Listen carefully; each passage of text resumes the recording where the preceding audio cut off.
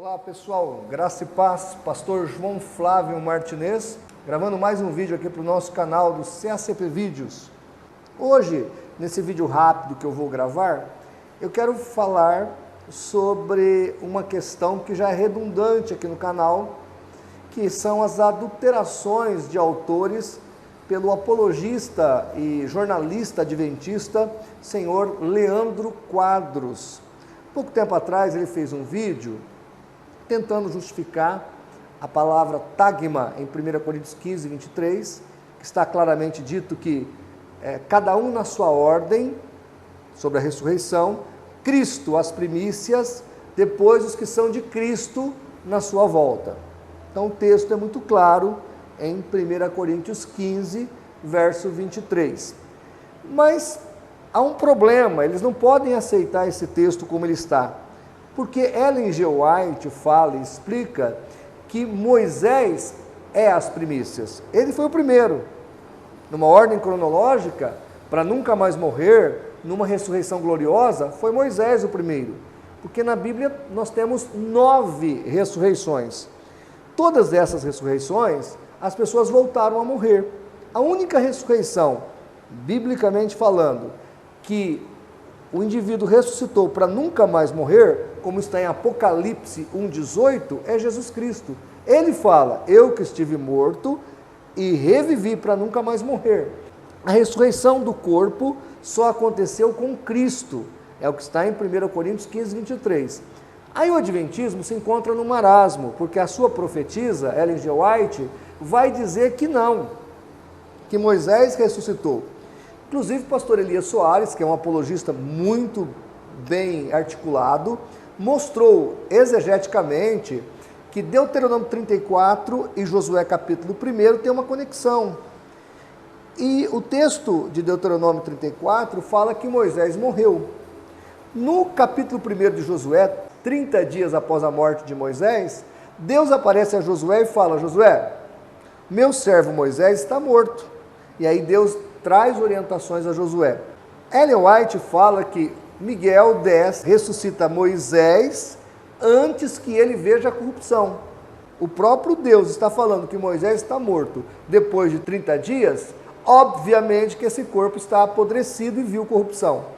Mas mesmo tentando tirar essa questão do contexto, há o problema de 1 Coríntios 15, 23. E aí os adventistas fazem toda uma firula para dizer que tagma, a palavra grega para ordem ali, é no sentido de importância. Ou seja, Jesus ressuscitou no sentido de importância como as primícias. Não interessa se ele é o segundo, o terceiro, o quinto ou o primeiro, ele é o mais importante. Então, para isso justifica-se a ressurreição, suposta ressurreição de Moisés. O fato que o texto de 1 Coríntios 15, 23, ainda que você traduza a palavra tagma para o mais importante, ou primaz, ou mais relevante, etc., o fato é que a parte B do versículo fala, e os que são de Cristo na sua vinda. A ressurreição de 1 Coríntios 15, que fala de um corpo glorificado para nunca mais morrer, só vai acontecer no arrebatamento da igreja. Então ainda não aconteceu. E no céu nós temos apenas um ressurreto. Mas não é nem disso que eu quero falar nesta oportunidade. É que Leandro Quadros usou um livro chamado Comentário de Uso do Antigo Testamento no Novo Testamento, de D.A. Carson. E aí eu não tinha esse livro para consultar. Um dos meus alunos falou, pastor, eu tenho não só o livro, como o PDF. E ele me mandou o PDF do livro. E aí, consultando na página 926, nós temos o seguinte, página 926, eu estou pondo aí na tela do seu vídeo, quando ele vai comentar 1 Coríntios 15, e ele fala sobre essa questão das primícias. Olha o que diz D.A. Carson. A metáfora das primícias, como D. Bauer explica, é derivado do Antigo Testamento, em que ela denota a primeira porção da colheita, ou do rebanho, que é oferecida em ação de graças a Deus. Como tal, o termo significa a garantia do restante e, ao mesmo tempo, a certeza de uma colheita abundante. A primeira fração dessa parte, que inclui um todo, como por sinédoque, ou seja, uma figura de linguagem que toma parte por um todo, ou todo por uma parte, continua D.A. Carson. Paulo usa então a imagem para destacar a ligação entre o nosso destino e o destino de Cristo. A ressurreição de Cristo não é um fato isolado, e sim a garantia de alguma coisa ainda mais estupenda. Ou seja, D.A. Carson deixa claro que as primícias aqui é Cristo e que ele foi o primeiro. Então D.A. Carson, ele não corrobora com a ideia adventista, ou com a ideia de Leandro Quadros, que Jesus apenas foi o ressurreto mais importante, mas sim o primeiro daquela ressurreição de 1 Coríntios 15, mas ninguém passou por essa ressurreição. Ou seja, Leandro Quadros adulterou a Bíblia de Genebra. Leandro Quadros adulterou a Bíblia Apologética do ICP. Leandro Quadros adulterou a Bíblia Defesa da Fé da CPAD. Leandro Quadros adulterou a ideia de Matthew Henry sobre Moisés. E agora Leandro Quadros está adulterando D.A. Carson. O que eu queria te orientar é o seguinte, porque a questão da palavra tagma é relevante. Se você botar, eu expliquei isso no meu último vídeo, se você colocar a palavra tagma como o mais importante ou como o primeiro, não muda o contexto, porque, vírgula, os que são de Cristo na sua vinda. Mas não é disso que eu quero discutir, não é isso que eu quero te mostrar. O que eu quero que você entenda é que Leandro Quadros não é, teologicamente falando, muito confiável nas suas citações. Então ele faz ilações, usa partes de autores famosos no meio protestante, para tentar dizer que a Igreja Adventista, primeiro, não é uma seita, segundo, que as doutrinas distintivas do Adventismo não são exclusivas deles, e que é perfeitamente protestante, evangélico e etc. Mas cuidado, ele não age com uma pessoa que trabalha teologicamente com todos os fatos imparciais.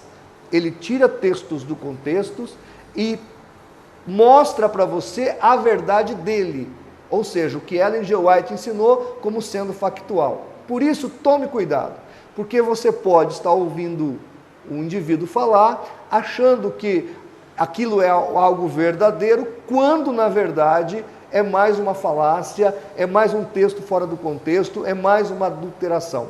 Eu, pessoalmente, se eu pudesse te dar um conselho, eu diria que Leandro Quadros, teologicamente falando, não é muito confiável, já que, pela quinta vez, eu constatei, ele adulterou textos de autores protestantes e de bíblias de notas. Então, fique atento, fique ligado, não caia, assim, no enredo de certos articulistas de youtuber, é bom você ficar atento. Eu acabei de fazer uma citação aqui do D.A. Carson, eu tenho o PDF, me mandaram para mim. Se você quer conferir o que eu estou falando, entre em contato aí pelo meu WhatsApp, eu mando para você o livro do D.A. Carson, para você comprovar que o que Leandro Quadros fez, mais uma vez, é uma adulteração de autores, tá ok? E isso não é legal. Eu acho que, se o seu profeta ou sua profetisa errou, a melhor coisa que Leandro Quadros e o Adventismo deveria fazer é assumir esse erro, tá? Tirar Ellen G. White do quadro de profetas inerrantes seria, assim, um fardo que a Igreja Adventista iria tirar das suas costas. E aí ela poderia evoluir espiritualmente, voltar-se para a Bíblia. Afinal de contas, a Igreja Adventista no princípio era ariana, não cria que Jesus era Deus. Depois se corrigiu e acreditou na Trindade.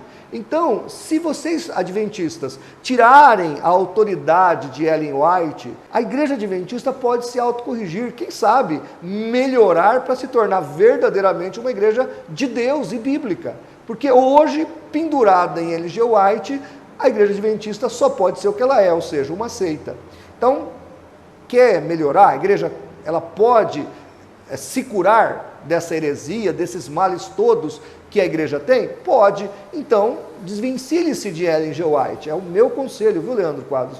Para você e para a sua denominação. Porque assim, realmente, vocês poderão ficar apenas com a palavra de Deus e poderão corrigir as arestas teológicas que vocês possam ter, e a igreja realmente poderá evoluir para se tornar uma igreja bíblica, o que vocês ainda não são.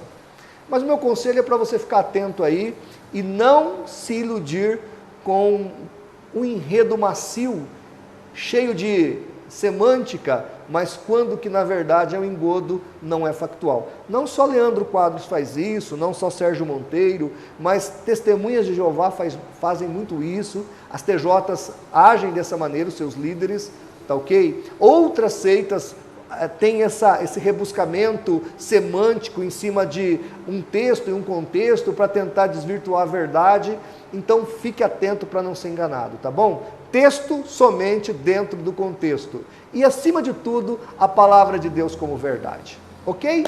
Muito obrigado por você ter assistido mais um vídeo nosso.